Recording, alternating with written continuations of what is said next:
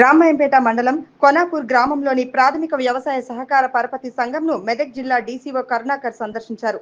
గత కొన్ని రోజులుగా సీఈఓ విధులకు హాజరు కావడం లేదని వచ్చిన ఆరోపణలపై నేడు విచారణ చేసేందుకు డీసీఓ హాజరయ్యారు. సీఈఓ విధులకు హాజరు కావడం లేదని విచారణ అనంతరం పూర్తి వివరాలు వెల్లడిస్తామని డీసీఓ తెలిపారు.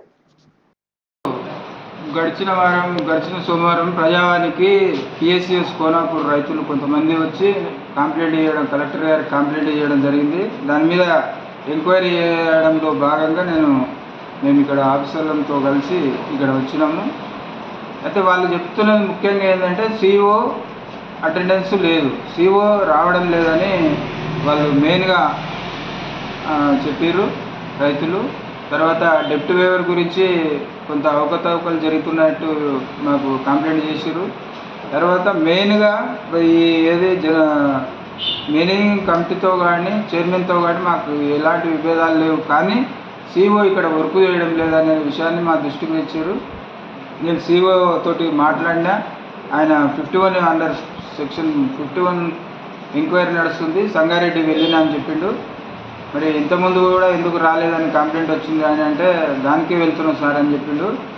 కాకపోతే కంప్లైంట్ అయింది కాబట్టి రేపటి నుంచి ఇక్కడనే ఉండేటట్టు నేను చూసుకుంటాను. సిఇఓ మన సొసైటీలోనే డైలీ వచ్చేటట్టు నేను ఆయన మీద చర్య తీసుకుంటా, రాకుంటే చర్య తీసుకుంటా.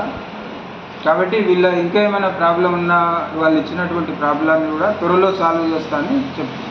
సార్, గతంలో కూడా కొనాపూర్ సొసైటీలో ఎంక్వైరీ జరిగింది. అప్పుడు ఉన్న సిఇఓ గారు కూడా మళ్ళీ ఎంక్వైరీకి వెళ్ళడం జరిగిందా? ఎందుకంటే ఇప్పుడు ఇతను ఎంక్వైరీకి వెళ్తున్నా అని చెప్తున్నాడు కదా, అట్లేమన్నా మీరు పర్మిషన్ ఇచ్చారా జిల్లా నుంచి?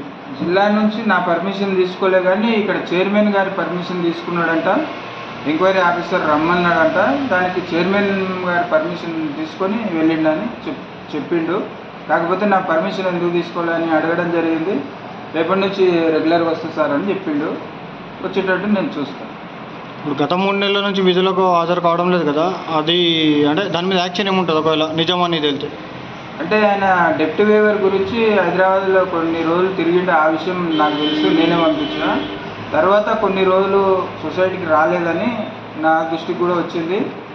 ఈ మధ్య ఎంక్వైరీ నడుస్తుంది కాబట్టి ఎంక్వైరీకి భాగంగా సార్ దగ్గరికి వెళ్తున్నా అని, సంగారెడ్డికి వెళ్తున్నా అని చెప్పిండు. కాబట్టి ఏమైనా దీంట్లో తేడాలు ఉంటే నేను అతని మీద చర్య తీసుకున్నాను. మరి మీరు ఎంక్వైరీ ఆఫీసర్ని అడిగారా ఇతను సిఇఓ గారు వస్తున్నారా రెగ్యులర్గానే, అంటే ఎంక్వైరీకి అక్కడికి? నా దృష్టికి రాలేదు, అది ఇప్పుడే తెలిసింది. కాబట్టి అతన్ని కూడా కనుక్కుంటాను, నేను ఎంక్వైరీ ఆఫీసర్ని కూడా కనుక్కుంటా. అతడు మీ దగ్గరికి అటెండ్ అవుతుందా లేదా అనేది నేను ఎంక్వైరీ చేసి తెలుసుకుంటా. ఓకే.